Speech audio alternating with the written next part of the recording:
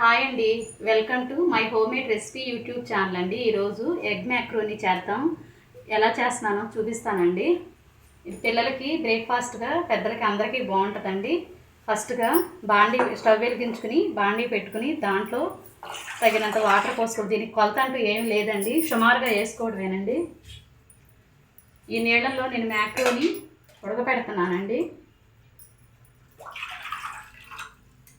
ఇప్పటికి కొంచెం ఉప్పు, మనకి న్యూడిల్స్కి ఎలా ఉడకపెడతామో అట్టాగే ఉడకపెడుతున్నానండి. టేస్ట్ తగినంత ఉప్పు, తగినంత ఆయిల్ అండి.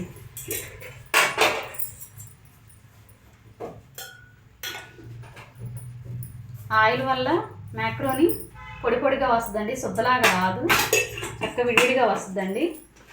ఈ మ్యాక్రోనీనండి మనం ఇంట్లో ఉంటే సాసులతో చేసుకోవచ్చు, లేకపోతే సింపుల్గా ఇంట్లో ఉన్న పదార్థాలతో చేసుకోవచ్చు. నేను సాసు బాయిల్ అవుతున్నాయండి. ఈ టైంలో మ్యాక్రోనీ పోద్దామండి.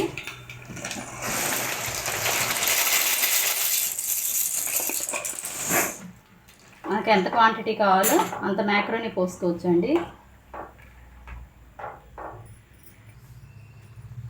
మ్యాక్రోనీ ఉడుకుతున్నాయండి. ఉడికిందని తెలియడానికి ఏమి లేదండి, చేతితో పట్టుకుంటే తెలుసుద్దండి మెత్తగా అయింది లేనిది. కలర్ కూడా ట్రాన్స్పరెంట్ కలర్ వస్తుందండి. ఇంకొద్దిగా ఉడకాలండి.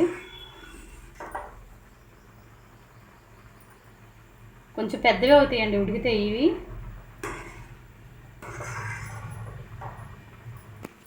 ఉడికిపోయినాయండి మ్యాక్రోనీ. చూసారా, ఇందాకటి మీద కన్నప్పుడు సైజు కూడా పెరిగినాయి. కావాలంటే చేతితో టచ్ చేసి చూడొచ్చండి, కాలుతుంది. కొంచెం చన్నీడు పోసైనా చూడొచ్చు.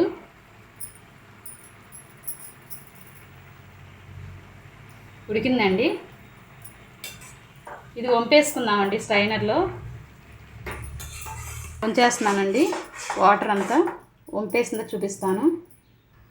కొంచెం కూల్ వాటర్ పోస్తే ఇంకా బాగుంటుందండి. కావాలంటే పోసుకోవచ్చు, లేకపోతే లేదు. ఆయిల్ వేసాం కదా, చాలా పొడి పొడిగా వచ్చాయండి. దీంట్లో కొంచెం గంజిలాగా ఉంటుందండి. ఆ గంజిలాగా ఉండేదంతా ఈ వాటర్ పోయడం మూలంగా ఉన్నదంతా దిగిపోద్దండి. ఇట్లా వడకట్టుకోవాలండి.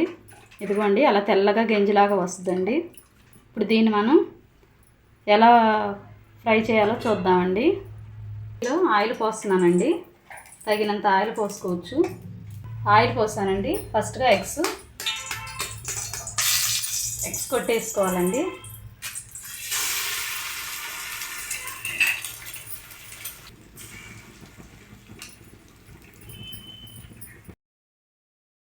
కొట్టిన తర్వాత కదపకూడదండి, ఒక 5 నిమిషాలు అలా ఉడకాలండి.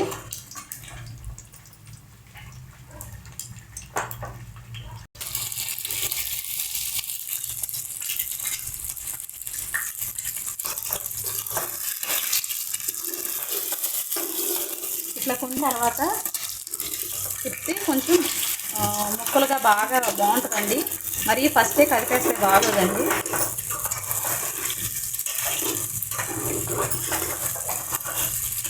కొంచెం పెద్ద పెద్ద ముక్కలుగా ఉంటుంది కలుపుకోకుండా ఉంటే, లేకపోతే బాగా ముక్కలు అయిపోద్దండి. తినేటప్పుడు పంట కింద కూడా చక్కగా పెద్ద ముక్కలు అయితే తగులుతాయండి. లైట్గా అల్లం వెల్లుల్లిపాయ పేస్ట్ వేసామంటే వేసామన్నట్టు వేసుకోవచ్చు, ఆప్షను. లేకపోతే వేయపోయినా పర్లేదండి. ఈ ఎగ్ కొంచెం పక్కకు పెట్టుకుని ఈ సాసులు ఇవన్నీ మధ్యలో కొంచెం ఫ్రై అవుతాయండి. ఇది ఫ్రై అయిన తర్వాత ఒక్కో సాస్ వేద్దామండి. చూడండి, రెడ్ చిల్లీ సాస్ వేసానండి. ఇప్పుడు గ్రీన్ చిల్లీ సాస్ వేస్తున్నాను. సాస్ అండి. ఇవి కొద్దిగా ఫ్రై చేయాలండి.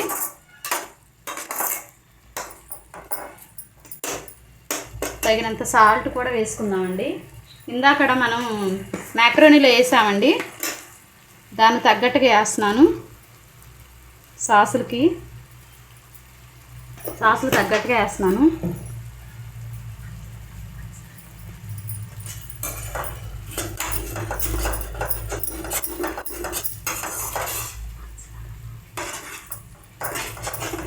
ఫ్రై అవుతుందండి. ఫ్రై అయిపోయిందండి సాసులన్నీ. ఇప్పుడు మ్యాక్రోని వేస్తున్నానండి. ఇదిగోండి, ఇట్లా అంటేనే పొడి పొడిగా వచ్చేస్తున్నాయి. ఇప్పుడు ఫ్లేమ్ కొద్దిగా పెంచుకోవచ్చండి. ఇందా నుంచి కొంచెం మీడియం ఫ్లేమ్లో పెట్టాను.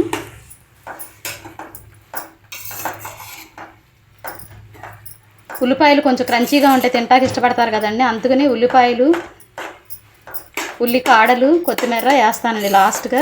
కొంచెం ఫ్లేమ్ పెంచుకుని ఫైనల్గా ఉల్లిపాయలు, కొత్తిమీర, ఉల్లి కాడలు వేస్తున్నానండి. ఫైనల్గా ఇవన్నీ వేసి ఒకసారి కలిపితే చాలండి. కదుపుకోవాలండి, లేకపోతే అడుగంటిపోద్ది. చక్కగా పొడి పొడిగా ఎగ్ మ్యాక్రోని రెడీ అయిపోయిందండి.